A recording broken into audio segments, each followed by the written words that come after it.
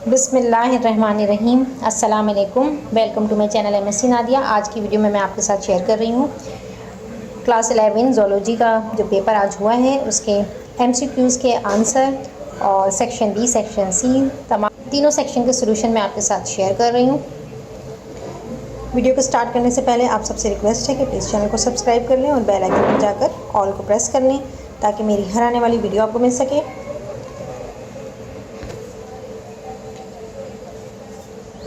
MCQs हैं। This curve represents the behavior of an enzyme taken from bacteria that lives in hot spring। इसमें आपको second देखते हैं।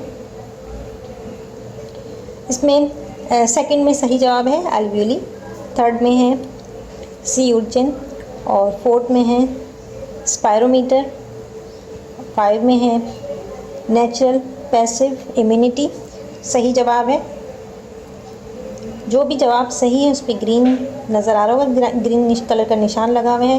इसके अलावा लास्ट में मैं आपको एक साथ लिख के दिखा दूँगी, ठीक है। इसी तरह 5 का जो सही जवाब है वो नेचुरल पैसिव इम्यूनिटी है, 6 का है एम्फीबियंस, 7 का 37 degree centigrade. Antibodies are produce by, इसमें ए जो है वो करेक्ट आंसर है और इस वाले में 9th है। ये मैं आगे आपको बता दूँगी तो आपको पता चल जाएगा। ये अभी यहाँ निशान नहीं लगा हुआ इसके अंदर। इसके बाद है deoxygenated blood is carried by pulmonary artery. सही जवाब है। इसके अंदर सही जवाब है सेलुलोज। आप देख लें 14 जो है वो DNA है, 15 एपो एंजाइम है और 16 जो है वो रेडिकल ग्रुप है। अब मैं इन तमाम के आंसर्स आपको दिखा देती हूँ। यहाँ आप देख सकते हैं तमाम MCQs के आंसर आपको एक जगह यहाँ पर मैंने शो कर दिया है। पहले का आंसर कंफर्म नहीं है इसलिए मैंने यहाँ नहीं लिखा है। सेकंड है alveoli, third sea urchin, fourth spirometer natural passive immunity, fifth का है 7 का 37 डिग्री सेंटीग्रेड, 8 का प्लाज्मा सेल है और 9 का ये यहाँ पर नहीं निशान लगे हुए थे तो आप यहाँ से आप चेक कर सकते हैं, ठीक। 16 तक दिया हुआ है। ये 10 है पुल्मोनरी आर्टरी, 11 है सेलुलोज, 11 है सेलुलोज, 12 है बायलेटरल सिमेट्री और 13 है small intestine and liver, 14 DNA है करेक्ट आंसर और 15 है एपो एंजाइम हाइड्रोक्सिल ग्रुप 16। ये थे पूरे 16 MCQs जिनके आंसर मैंने आपके साथ शेयर किए हैं। और यहाँ पर 6 का जो है वो इधर लिखा हुआ है, 6 है एम्फीबियंस, ठीक। तो ये आपके MCQs के आंसर हैं जो आप चाहें तो इनसे चेक कर सकते हैं कि आपने सही किया है। होपफुली आपने सही जवाब पर निशान लगाया होगा। और ये आपके सामने है पेपर आज का ज़ूलॉजी का पेपर है, ये क्लास 11 का। इसमें section B short answer question थे जिनके 16 मार्क्स थे और आपको 8 पार्ट जो है क्वेश्चन के वो आपने अटेम्प्ट करना था, ठीक है। तो होपफुली आप लोगों का पेपर अच्छा हुआ होगा। और मैंने आपके साथ तमाम papers target paper, guest paper का PDF लिंक आपके साथ मैंने शेयर किया था तो आपने उससे ज़रूर फ़ायदा उठाया होगा। Section C detail answer question का, इसके भी 16 मार्क्स थे और आपने 2 क्वेश्चन अटैम्प्ट करने थे।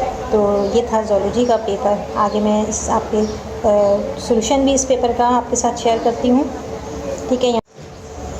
Section B question number 2, 1, 2, 3, 4, 5।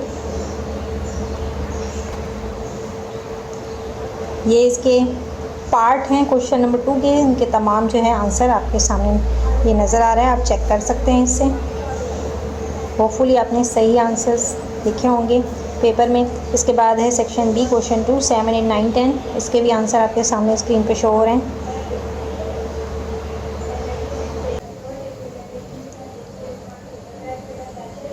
तमाम पार्ट्स के आंसर ये आपको नज़र आ रहे होंगे।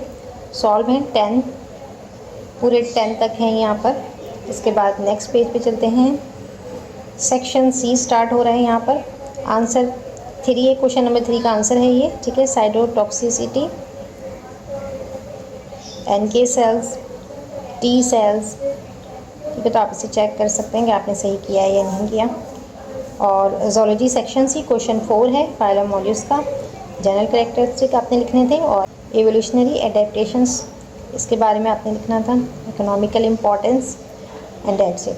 तो यहाँ ये पेपर ख़त्म हो गया। सेक्शन सी में आपको 2 क्वेश्चन करने थे तो इस तरह से ये 2 क्वेश्चन के भी मैंने आंसर आपको दिखा दिया। जिन बच्चों ने अटेम्प्ट किया होगा तो वो चेक कर सकते हैं अपने आंसर्स को MCQs के और सवालात के भी आंसर चेक कर सकते हैं। तो आज की वीडियो को यहीं पर एंड करते हैं। वीडियो पसंद आई है तो लाइक और शेयर ज़रूर करिएगा, चैनल को सब्सक्राइब कर लें और बेल आइकन पर जाकर ऑल को प्रेस कर लें ताकि मेरी हर आने वाली वीडियो आपको मिल सके। नेक्स्ट वीडियो तक के लिए अल्लाह हाफ़िज़।